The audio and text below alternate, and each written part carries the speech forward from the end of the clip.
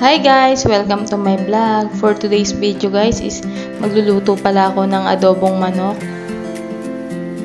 Nakapagsaing na rin po pala ako nung time na yan yung nakasalang sa may kalan.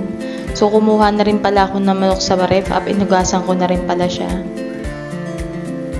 So yan na po pala yung manok natin guys. Nakakuha na rin po pala ako ng sibuyas at kalamansi. So, nilagyan ko na pala ng toyo yung manok para mababad na rin siya habang nagsasaing pa ako.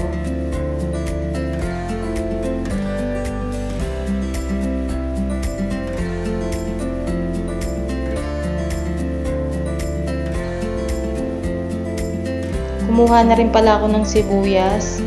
Medium size lang, bali lalahatin natin siya kasi mas malasa pag maraming sibuyas.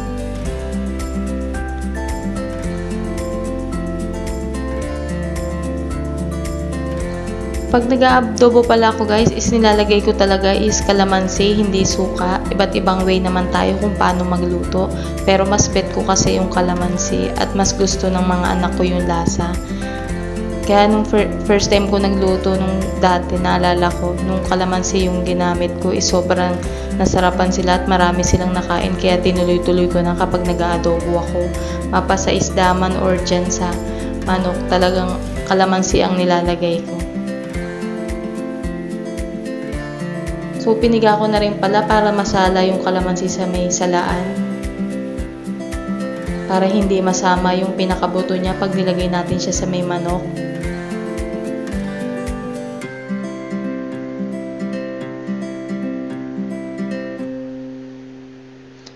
Natapos ko na rin palang lutuin yung sinaing. So, ilalagay ko na rin pala yung kawali niyan para uminit na at mamaya lalagyan na lang siya ng konting mantika.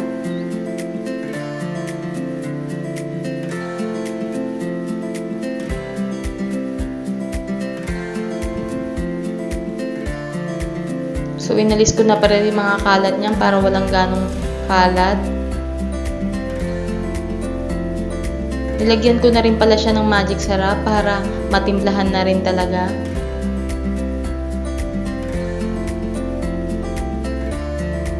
So, naghugas pala ako ng kamay kasi imamarinate ko siya ng maayos para kumapit sa manok yung lasa niya.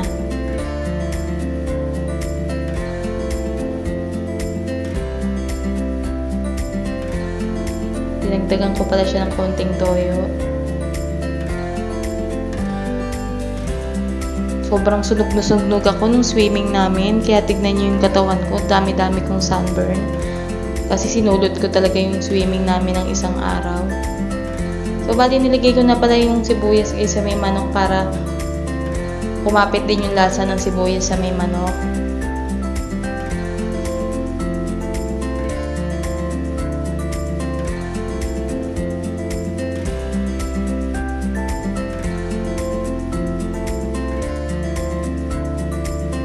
So, yan na pala siya.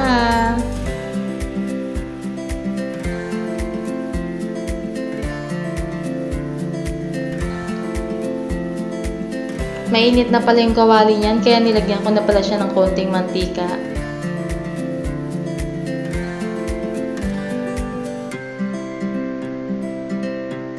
Yan, konting-konti lang talaga kasi ilalagay lang natin yung manok niyan.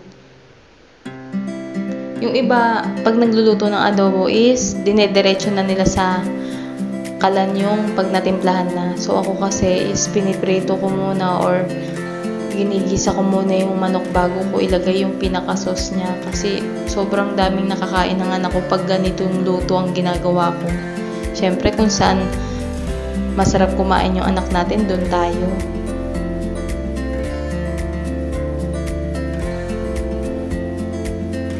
So, nilagay ko na pala siya para isa ang kuluan na lang yan.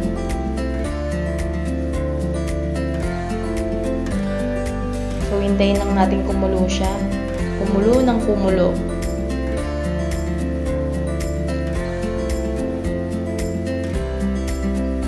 So, kumukulo na pala siya. So, ilalagay ko na rin pala yung pinaka-sabaw niyan. Yung natira sa may mangkok kanina. Bali, binaliktad ko muna pala siya.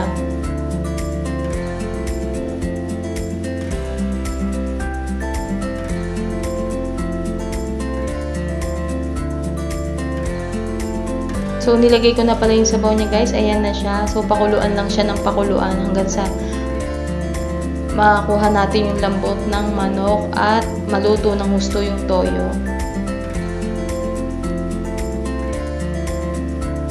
So, yan na guys. Luto na yung toyo. Makikita mo talaga.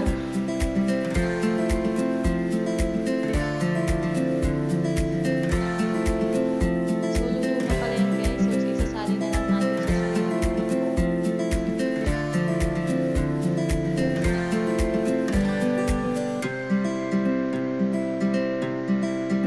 So, naisalin ko na pala siya sa mangkok kasi papakainin ko rin pala yung panganay kong anak niyang gawa ng papasok pa siya sa school. Yan na pala yung ulam guys.